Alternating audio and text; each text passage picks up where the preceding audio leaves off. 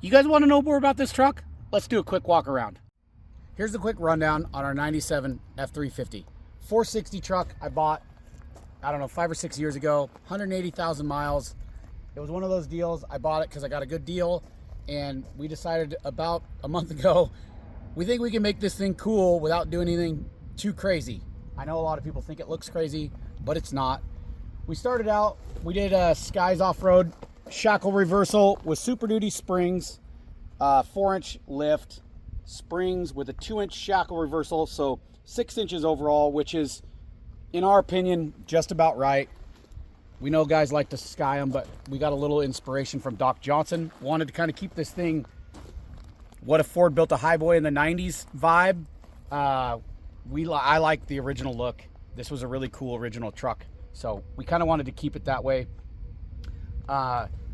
37s, factory interior. The thing is literally how I bought it.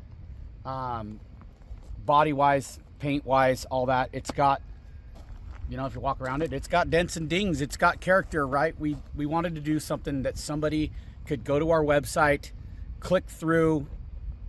Literally everything that we did to this was either off the shelves in our warehouse or from one of the great vendors that we deal with.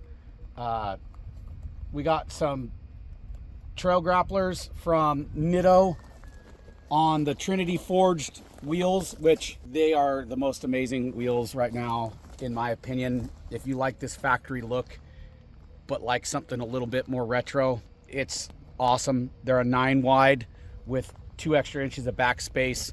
We love them. They're not for everybody, but hey, it's my style. We move along and we got like our new short bar mirror setup with tow mirrors, which everybody knows the factory mirrors are terrible when it comes to view out of them. Kenny can attest for this. The amount that you can see once putting these mirrors on is amazing. We did a short bar to keep kind of a clean look with our billet mounts. And then this has our first set of production run billet door handles on it, which is a really, really cool thing. Carpet kits. The only thing we actually did on the interior, I should take back, is we did a new carpet kit. Every single one of these trucks needs carpet. It's actually kind of an inexpensive upgrade to make the inside of your cabs. It smells better, it's cleaner, it's nicer. You can order those through our website as well.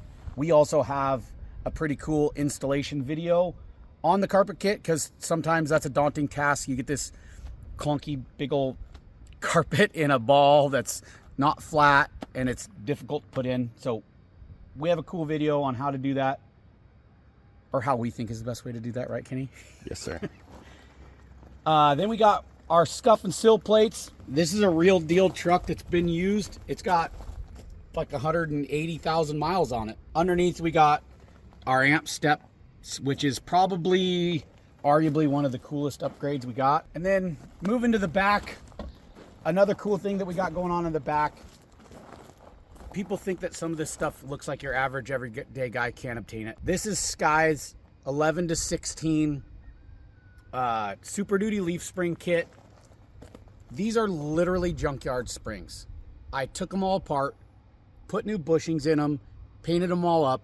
They look brand new, but they're not. This is something, I'm a junkyard guy too. I like digging around in the junkyard. It's fun to find stuff. My buddy runs a junkyard. I like to go sniff around there with him, but this is something anybody can go get. It's a F-250 leaf pack, which is for a softer ride. There's multiple different leaf packs you can use. We chose this one because we're not really towing with this truck. You can, but we don't. We were going for a ride, and this leaf spring setup is ultimate for ride. My wife has commandeered this truck from me now, and I got it back because Kenny wanted to shoot this video, but other than that, I don't get this truck anymore. It's a daily driver now. And then the frame, we took and wire wheeled the frame. This is what you can do with something, and maybe we can get some good shots of the frame. This thing is literally just wire wheeled and spray painted. You know, it takes you, I don't know, a day to do it really nicely, and it takes a truck from looking like an old crusty truck structure, when you walk around, you look at it, it almost looks restored. And then we go around back, we got, actually this is how we roll. This is one of our stainless bumpers that got messed up in production. But for us, it works great because it displays what it is. It's got a few little blemishes, but this bumper is super cool. It fits kind of the style of these trucks. It was kind of Devin and Oscar's creation to kind of blend the factory yet custom look. And then in the back, we have our billet tailgate handle with a rear view camera that goes to your ball, which we all know. Backing one of these up, when you go from a modern truck, especially me, I have a newer truck with a backup camera and lines me right up to my trailer. This is a great solution to that. You have a camera that goes right to your ball. You quit running into stuff with them. Another cool thing that we did, that obviously this was an old truck. This was a truck that has 180,000 miles on it that got used. It had campers in it. It was used as a work truck. The bed was not perfect, so we had the guys at Proline, which we love the texture. Like, to explain how good their texture is on their bed liners is great. It literally hides. I don't think Kenny could get a good view with his camera and show all the dents and dings and stuff in this bed, but it covers up everything and it looks really good. We got our new version of our bed mount kit. I don't know if people at the OBS truck show saw that I obviously had bikes tied down in this thing to kind of show how universal this kit is. It puts airline track on the inside of the bed corner in the back for gas cans or whatever, just an extra tie down point. And in the front, it gives you airline track all the way around the front and a foot down the sides. So it's pretty universal for tie down stuff. We are actually going to start making some different trinkets and stuff to attach to it. As you can see, we have tire chocks for dirt bikes in this one that we're probably going to make available with this kit, because why not? You know, the tailgate's got dents and dings, but literally with a bed liner, it hides everything. It hides all the sin that this happened to this truck in its life. I guess the other thing, and I think they're available on our website too, is we got Bilsteins all the way around. I think we're carrying those now with stock height and lifted height, so you can add those. But everything here is literally from a vendor that either you can order from our website and drop ship, or buy directly through them. But Ricky can also, we can help you guys out if there's any questions on this kind of stuff, where you get it, what to do. We are always here to help. This build was literally created to be an average build that anybody can do 1 weekend at a time. Especially like with Sky's kit, you can do the front, put a block in the rear until you got enough money to do the Super Duty springs in the back, right? Like, this is really a paycheck to paycheck build. We did it in a month, but anybody can do this. If you're patient and have the time, this is a really cool build that anyone can do. Especially if you find a truck, you know, find a factory truck that has pretty nice interior, pretty nice stuff. This is what you can make out of it. Oh, and my wife left her chips in here. Oscar said no food and drink in here. A storage tray for the back. We're gonna have some options for mounting a sub. So we have a sub and an amp mounted in this storage rack, because we all know that everything you put behind the seat in these rolls under the seat. I'm sure Kenny's chased a water bottle or two around, or Hot Wheels cars, or a jug of oil, or whatever you throw back there. We also are going to make it so it's modular, has mole panels across the back, so you can store first aid kits, whatever, your hatchet, your survival gear, or whatever you want. These, especially with a standard cab, there's no storage for anything, so we're trying to make some in-cab storage stuff, which I think is really cool. And from the other side, you can see with the modular mole panels, we basically have one removed to accommodate for the sub, because there's not a lot of room for sub. I think everybody here that works here now that has one of these trucks wants one.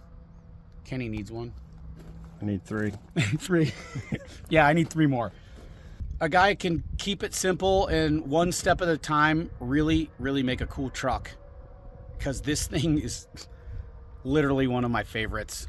My blue truck always has my heart because it's my original one and it's got some cool stuff on it too. But this truck is the epitome of cool to me. It's got this factory look. All the headlights and stuff are all new. Tony Rojo Baja lights. Baja retrofits? Baja lights. Baja retrofits. Baja retrofits. Super nice guy. He's got all the, like, from factory to crazy.